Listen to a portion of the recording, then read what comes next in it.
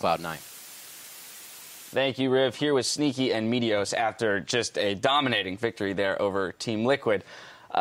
The first thing we have to approach is obviously the Kalista. And Kobe actually mentioned he wanted to know, why didn't the Kalista come out week 1? Why did you wait until week 2? She was actually bugged week 1, where half the time, I think it was past 2 daggers, it actually would not make you move with your passive when you want to attack people. So with that in place, it's not really worth the player, just because you lose half your mobility.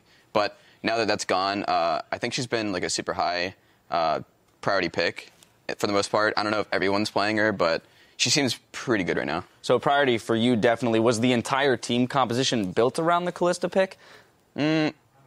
Not specifically. You can kind of throw Kalista into any composition. I think she actually works with any support. Nautilus was one that I've tried. Some guy named Stuntopoulos played it in Solo queue. I was like, oh, this is pretty good. It got me a lot of kills. Very interesting.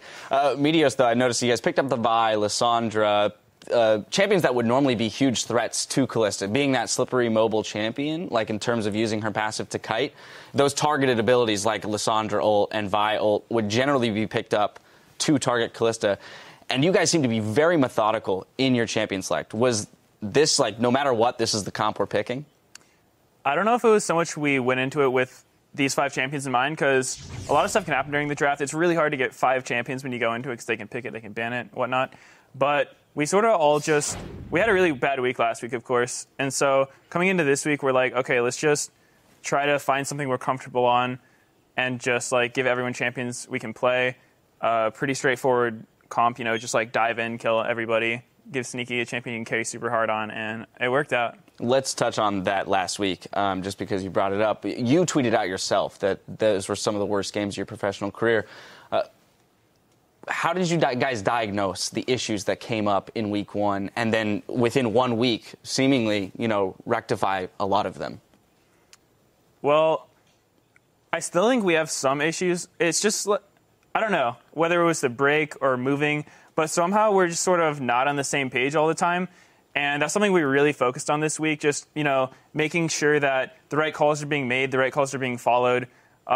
Last week, it was sort of everyone was sort of trying to solo queue their way to victory. And everyone's so good in LCS now that you can't really win doing that. And so I think we just put a big emphasis on, High's our shot caller. Let's, listen to High. No matter what he says, he makes a really terrible call, just follow it.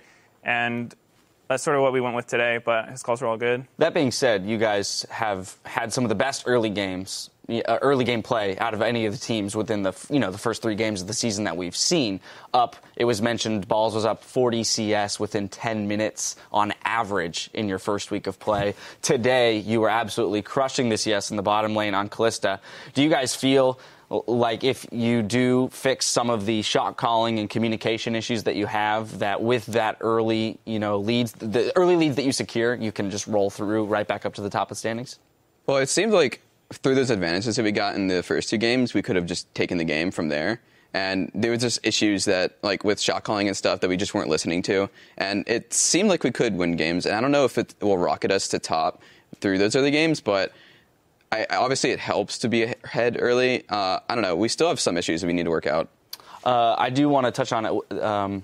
Team Liquid's coach actually tweeted out about this match, saying 2 all-in comps.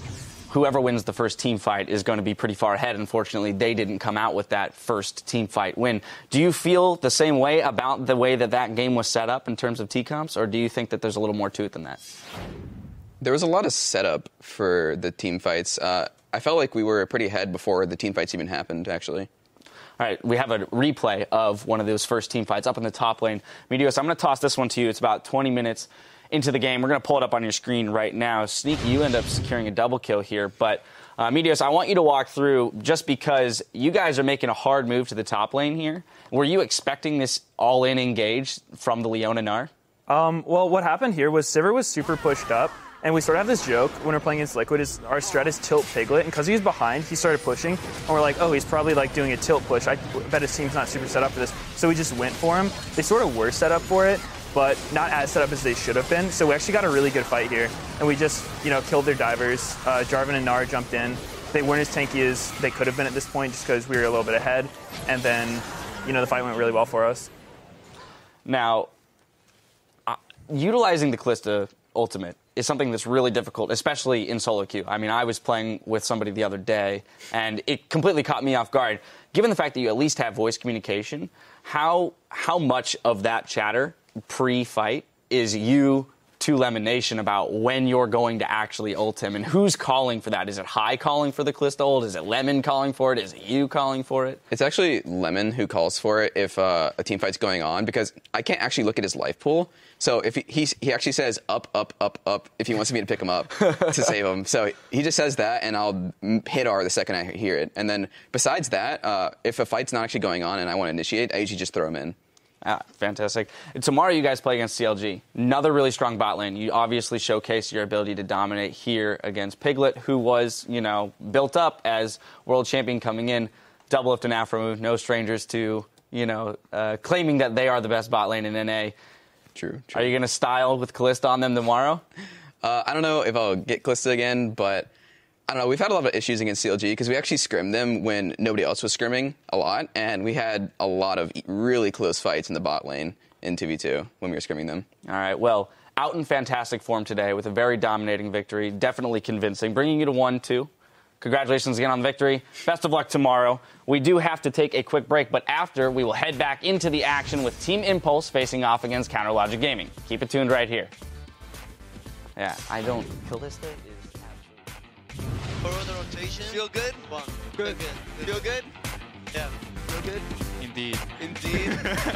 Are you ready, Expansion? Yes. Especially feel good? I feel good. All right, nice. Yeah, we all feel good. An ability to pick people off. Whoa. What do you say there? Pick people off. Oh, no. He goes down. Pick me up. Up. Dominate. Quas. I'm holding Kill Quas. Quas. You guys are good. Back up, Tiki.